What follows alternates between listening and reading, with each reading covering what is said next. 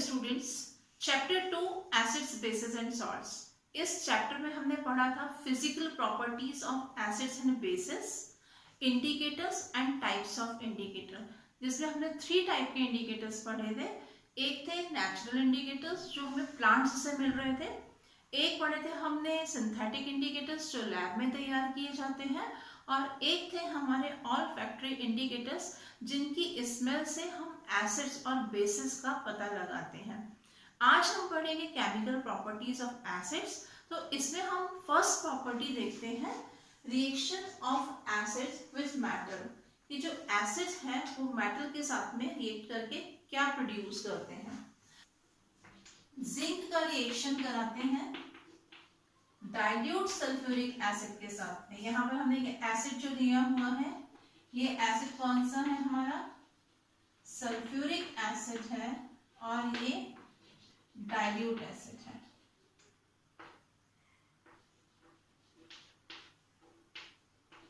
जब हम इसका रिएक्शन कराते हैं तो यहाँ पर फॉर्मेशन होता है हमारे पास में जिंक सल्फेट का,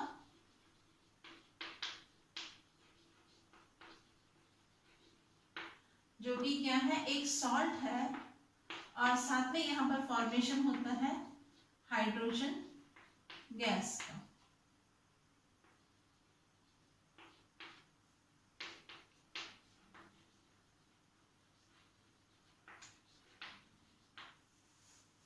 और ये है हमारे पास में जिंक मेटल। तो हम क्या देखते हैं कि जब हम जिंक मेटल का रिएक्शन सल्फ्यूरिक एसिड के साथ में करा रहे हैं, तो यहाँ पर जिंक जो है वो क्या कर रहा है, हाइड्रोजन को रिप्लेस कर रहा है और फॉर्मेशन कर रहा है जिंक सल्फेट का भी, सल्फेट के साथ में ये बॉन्ड बना रहा है। तो यहाँ पर क्या होगा कि ये रिएक्शन कौन सी हो जाएगी, हमारी डिस्प्लेसमेंट रिएक्शन होगी, जो चैप्टर 1 में हमने पढ़ा था। तो इस तरह से देखेंगे कि मेटल जो है वो किसी भी एसिड के साथ में रिएक्ट करने के बाद में किसका फॉर्मेशन करता है, सॉल्ट का, और गैस का फॉर्मेशन करता है। तो यहाँ पर हमें जो लिया है वो डाइल्यूट सल्फ्यूरिक एसिड लिया है, हम रिएक्शन डाइल्यूट हाइड्रोक्लोरिक एसिड के साथ में भी करा सकते हैं। तो हम बोल सकते हैं यहाँ पर कि जो मेटल होते हैं वो एसिड के साथ में, या हम बोल सकते हैं कि एसिड जो है वो मेटल के साथ में रिएक्शन करने के बाद में किसका फॉर्मेशन करते हैं, सॉल्ट का और हाइड्रोजन गैस का। अब हम कैसे पता लगाएंगे कि इस रिएक्शन में जो गैस प्रोड्यूस हुई है वो हाइड्रोजन गैस ही है। हाइड्रोजन गैस के पास में जब हम किसी बर्निंग मैचस्टिक को या बर्निंग कैंडल को लेकर के आते हैं तो वो पॉप साउंड प्रोड्यूस करती है, पॉप साउंड के साथ में बर्न होती है। तो इस रिएक्शन को समझने के लिए हम देखते हैं ये activity. Required material. The materials used in this lab activity are test tube, delivery tube, glass tub, candle, soap, water, dilute hydrochloric acid, zinc granules.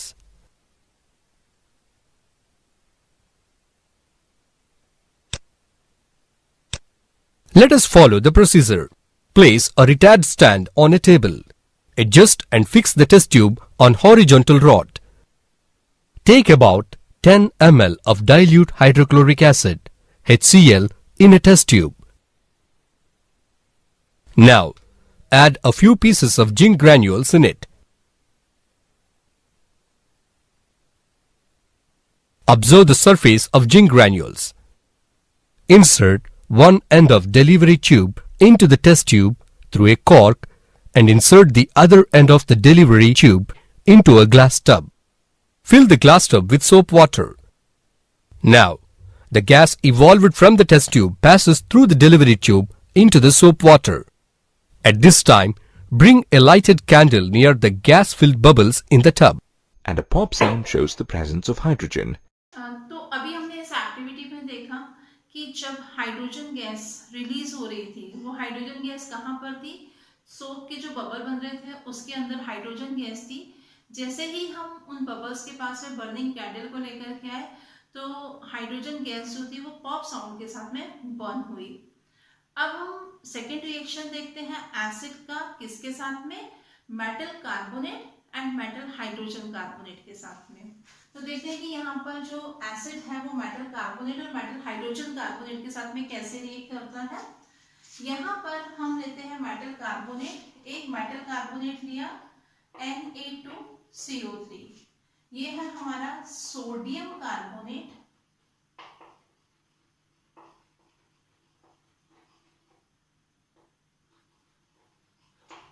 इसका रिएक्शन जब हम एसिड के साथ में कराएंगे तो फॉर्मेशन होता है यहाँ पर हमारा, ये जो सोडियम है इसके साथ में रिएक्ट करेगा और फॉर्मेशन करेगा सोडियम क्लोराइड का।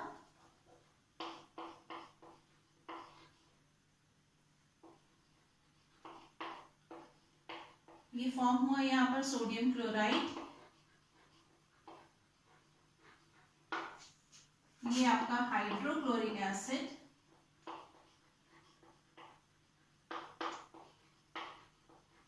साथ में यहाँ पर प्रोड्यूस होती है कार्बन डाइऑक्साइड गैस,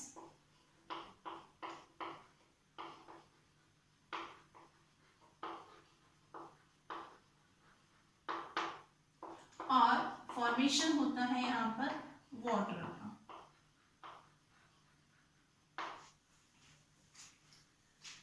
इस रिएक्शन को हम बैलेंस कर लेते हैं, तो यहाँ पर हम 2NaCl हो जाएगा, क्योंकि यहाँ पर हमारे पास में सोडियम के 2 एटम्स हैं।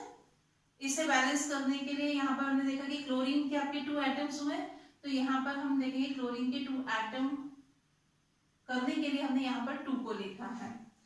तो इस तरह से हम इस रिएक्शन में देखेंगे कि एसिड है वो मेटल कार्बोनेट के साथ में रिएक्ट करके किसका फॉर्मेशन कर रहा है, सॉल्ट का फॉर्मेशन कर रहा है। ये सोडियम क्लोराइड जो है वो क्या है, एक तरह का सॉल्ट होता है, साथ में यहाँ पर प्रोड्यूस हो रही है carbon dioxide gas and water. अब हम देखते हैं कि यहाँ पर जो हमारा मेटल हाइड्रोजन कार्बोनेट है, मेटल हाइड्रोजन कार्बोनेट में हम लेते हैं NaHCO3, ये है आपका सोडियम हाइड्रोजन कार्बोनेट,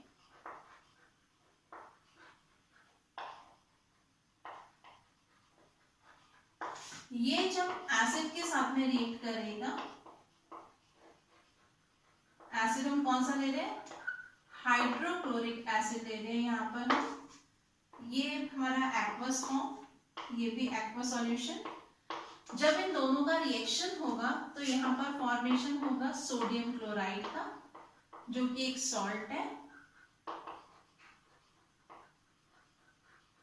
इसकी स्टेट क्या रहेगी, ये भी एक्वस फॉर्म में रहेगा, ये एक तरह का सॉल्ट फॉर्म हुआ, साथ में यहाँ पर रिलीज हुई कार्बन डाइऑक्साइड गैस और फॉर्मेशन हुआ वाटर का।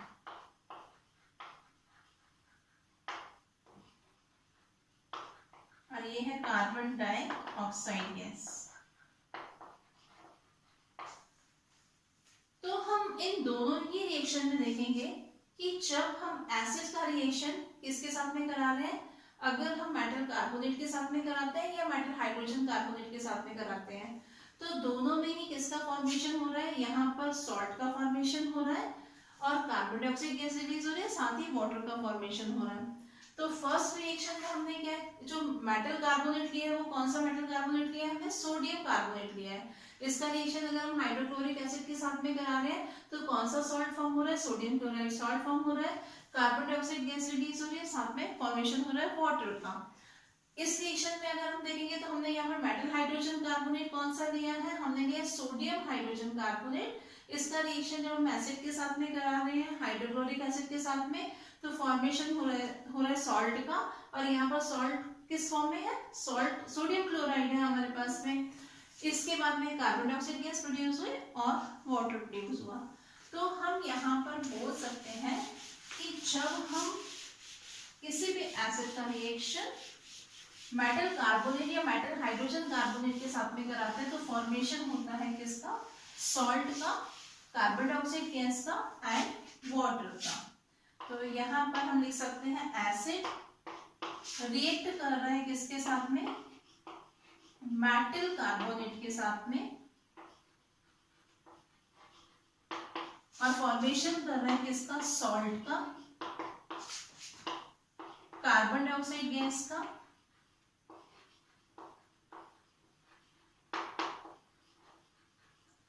और साथ में फॉर्मेशन हो रहा था वाटर का। इसी तरह से अगर हम एसिड का रिएक्शन कराते हैं मेटल हाइड्रोजन कार्बोनेट के साथ में,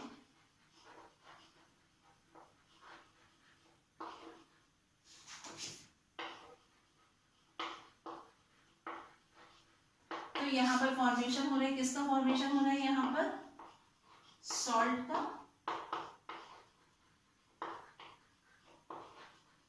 कार्बन डाइऑक्साइड गैस का और वाटर का। तो ये तो हमारा क्लियर हो गया कि अगर कोई भी एसिड मेटल कार्बोनेट या मेटल हाइड्रोजन कार्बोनेट के साथ में रिएक्ट करेगा तो किसका फॉर्मेशन करेगा, वो सॉल्ट बनाएगा, वो कार्बन डाइऑक्साइड गैस बनाएगा और वो वाटर का फॉर्मेशन करेगा। अब यहाँ पर ये जो गैस है, हम बात करें कि कार्बन डाइऑक्साइड गैस प्रोड्यूस होती है, तो हमें कैसे पता चलेगा कि ये गैस कार्बन डाइऑक्साइड गैस है। तो हम क्या करते हैं, ये जो कार्बन डाइऑक्साइड गैस होती है इसको अगर हम लाइम वाटर पर पास करते हैं, लाइम वाटर हमारे पास में क्या होता है, CaOH ट्वाइस, इसको हम बोलते हैं लाइम वाटर, और ये क्या होता है हमारा केमिकल नेम, इसका क्या है, कैल्शियम हाइड्रोक्साइड। इस पर अगर हम पास करते हैं कार्बन डाइऑक्साइड गैस को, मीन्स हमको कार्बन डाइऑक्साइड गैस का टेस्ट करना है कि ये जो गैस रिलीज हुई है वो गैस कौन सी है, कार्बन डाइऑक्साइड गैस है। तो हम यहाँ पर क्या करेंगे, ये जो हमारे पास में लाइम वाटर है इस पर हम पास करेंगे इस कार्बन डाइऑक्साइड गैस को। जैसे ही हम कार्बन डाइऑक्साइड गैस को पास करना शुरू करते हैं तो हम क्या देखते हैं कि यहाँ पर जो लाइम वाटर है वो क्या हो जाता है, मिल्की हो जाता है। अब ये मिल्की क्यों होता है, क्योंकि यहाँ पर फॉर्मेशन होता है किसका, कैल्शियम कार्बोनेट का, जो कि एक मिल्की सब्सटेंस होता है, और साथ में यहाँ पर फॉर्मेशन होता है वाटर का। तो वाटर का फॉर्मेशन हुआ है, यहाँ पर कैल्शियम कार्बोनेट का फॉर्मेशन हुआ। कब हुआ, जब हमने कार्बन डाइऑक्साइड गैस को किस पर पास किया, लाइम वाटर पर पास किया। जो कार्बन डाइऑक्साइड गैस है ये कैल्शियम कार्बोनेट,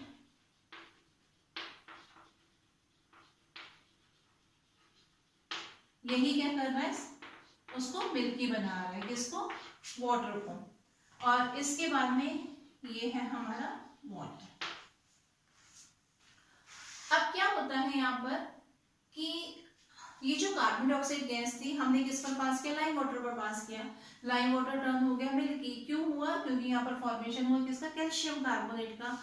अब अगर हम इस रिएक्शन में कार्बन डाइऑक्साइड गैस को कंटिन्यूअसली पास करते रहेंगे, पहले तो हम पास कर रहे थे तो लाइम वाटर मिल्की हो गया था, पर अगर हम इसको कंटिन्यूअस पास करते रहेंगे तो क्या होगा, देखते हैं हम कि हमारे पास में जो था कैल्शियम कार्बोनेट जो था और साथ में वाटर का ये जो फॉर्मेशन हुआ था हमारे पास में, इस पर अगर हम और कार्बन डाइऑक्साइड गैस को पास करें, मतलब हम कार्बन डाइऑक्साइड गैस को इस पर पास करते जा रहे हैं, तो क्या होगा, यहाँ पर फॉर्मेशन होता है किसका, कैल्शियम हाइड्रोजन कार्बोनेट का, और साथ में यहाँ पर फॉर्मेशन होता है वाटर का। तो यहाँ पर ये आपकी गैस कार्बन डाइऑक्साइड गैस, ये है कैल्शियम हाइड्रोजन कार्बोनेट, ये है हमारा कैल्शियम कार्बोनेट,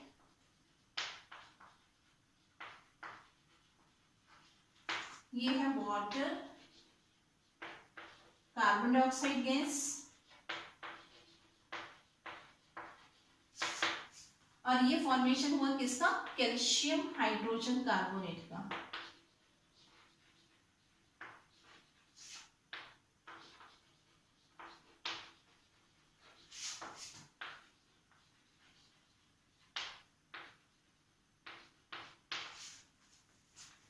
तो हम क्या देख रहे हैं यहाँ पर कि लाइम वाटर था, इसमें हमने कार्बन डाइऑक्साइड गैस को पास किया, लाइम वाटर मिल्की हुआ।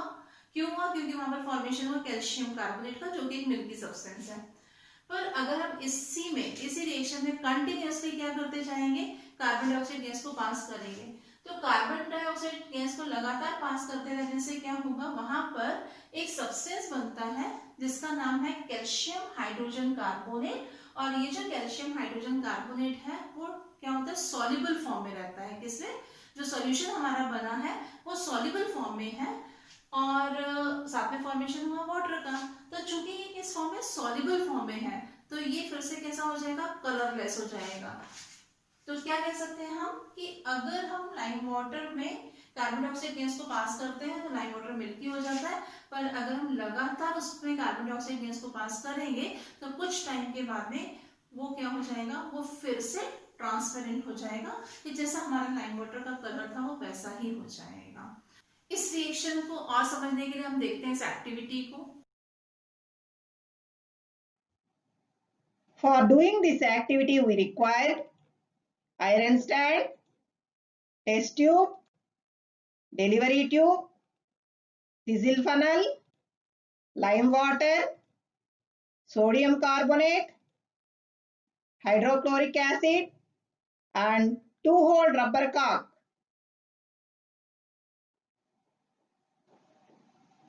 First, we have to take about 5 milligrams of sodium carbonate or sodium hydrogen carbonate in a test tube.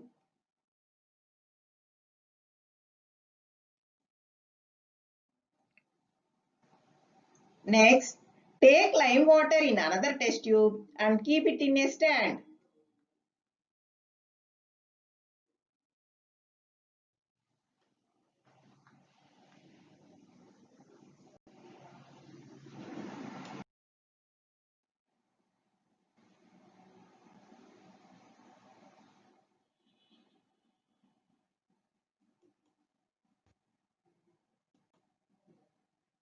Then close the test tube with 2-hole rubber cork containing thistle funnel and delivery tube. Place another end of the delivery tube into the lime water.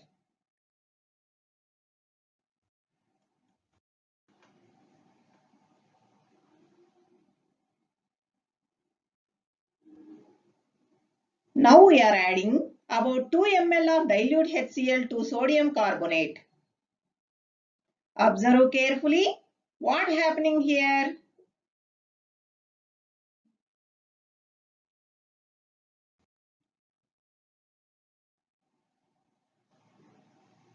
The gas which is formed in the test tube passes through lime water.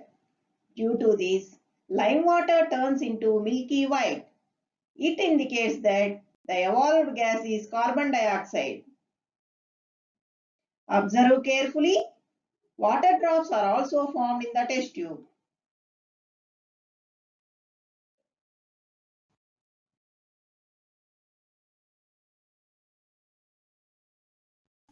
तो अभी हमने इस activity में देखा कि हम carbon dioxide gas का test कैसे कर सकते हैं।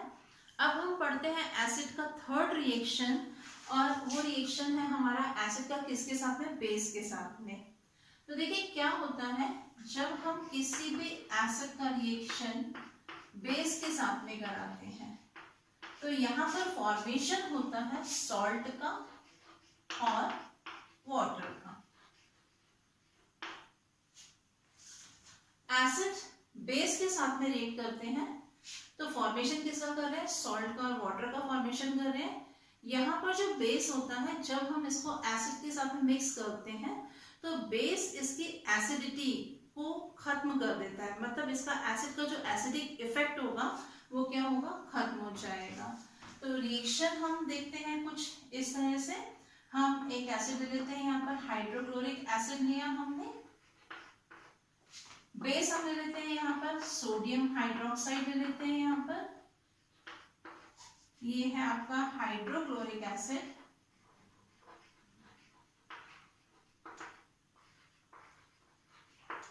ये है आपका सोडियम हाइड्रोक्साइड,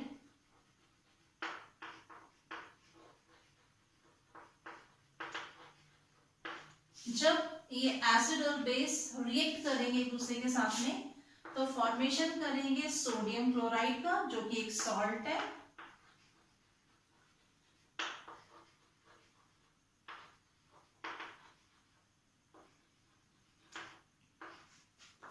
और यहाँ पर साथ में फॉर्मेशन होगा किसका, वाटर का। ये है हमारा बेस और ये है सॉल्ट। तो हम इसमें यहाँ पर क्या देख रहे हैं कि एसिड जो होता है वो बेस के साथ में रिएक्ट करके किसका फॉर्मेशन करता है, सॉल्ट का और वाटर का फॉर्मेशन करता है। साथ ही हम यहाँ पर ये देखेंगे कि ये दोनों ही, एसिड बेस के इफेक्ट को खत्म कर देता है, बेस होता है वो एसिड के इफेक्ट को खत्म कर देता है। मतलब यहाँ पर ना तो हमको एसिड की प्रॉपर्टीज मिलेंगी ना ही हमको बेस की प्रॉपर्टीज मिलेंगी। मीन्स ये दोनों ही एक दूसरे के इफेक्ट को क्या कर रहे हैं, नलीफाई कर रहे हैं, खत्म कर रहे हैं या न्यूट्रलाइज कर रहे हैं। तो इसीलिए इस रिएक्शन को हम बोलते हैं न्यूट्रलाइजेशन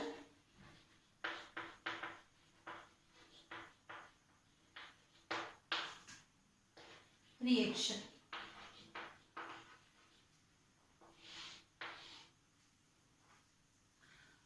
इस रिएक्शन को समझने के लिए देखते हैं हम इस एक्टिविटी को। To understand how acids react with bases, we take about 2 milliliters of sodium hydroxide solution in a test tube and add a couple of drops of phenolphthalein solution to it. What do you notice about the color? Yes, the color of the solution turns pink. The indicator phenolphthalein is colorless in acidic solutions but goes pink in basic solutions. As sodium hydroxide is a base, the indicator turns pink. Now to see how bases react with acids, we add hydrochloric acid to this drop by drop. What do you observe? We see that the solution turns colorless again. So the colorless base turned pink and then again turned colorless after an acid was added. What does this prove? We can say that the effect of a base is neutralized or nullified by an acid. Does the reverse also happen? Will an acid be neutralized by a base? To find out, let's add a few drops of sodium hydroxide back to the above mixture. And yes, the pink color of the phenolphthalein reappears. That's because the effect of acid is neutralized by the base. So the reaction taking place here can be written like this. Sodium chloride is nothing but a salt. So an acid and a base react to give us salt and water. And guess what such a reaction is called? It's called a neutralization reaction. A base reacts with acid to give us salt and water. In a similar way, calcium chloride is formed along with water when hydrochloric acid reacts with calcium hydroxide. Can you think of a more practical reaction? When we have acidity, our stomach produces excess acid, which is nothing but hydrochloric acid. And this acid is very harmful for the walls of our stomach, which is why we get that burning sensation. So to neutralize the acid, what we use is an antacid. Antacids, as you would have guessed, are nothing but bases. The antacid reacts with the base to give salt and water. And that gives us relief.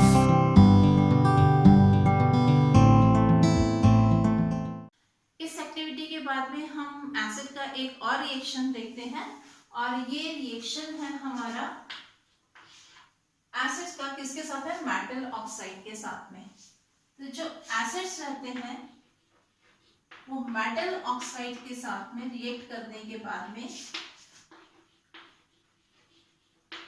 Formation करते हैं salt का और साथ में formation होता है किसका, water का। तो हम यहाँ पर एक एसिड लेते हैं, एसिड हमने लिया हाइड्रोक्लोरिक एसिड। एक मेटल ऑक्साइड लेते हैं जिसमें हम कॉपर ऑक्साइड ले लेते हैं। जब हम इसका रिएक्शन कराएंगे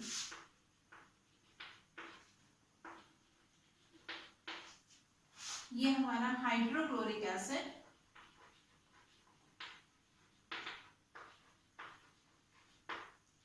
कॉपर ऑक्साइड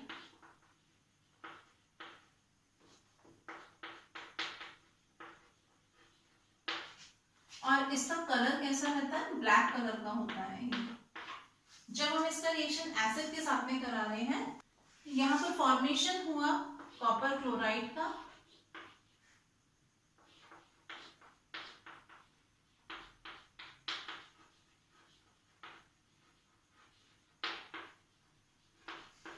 और साथ में फॉर्मेशन हुआ यहाँ पर वाटर का।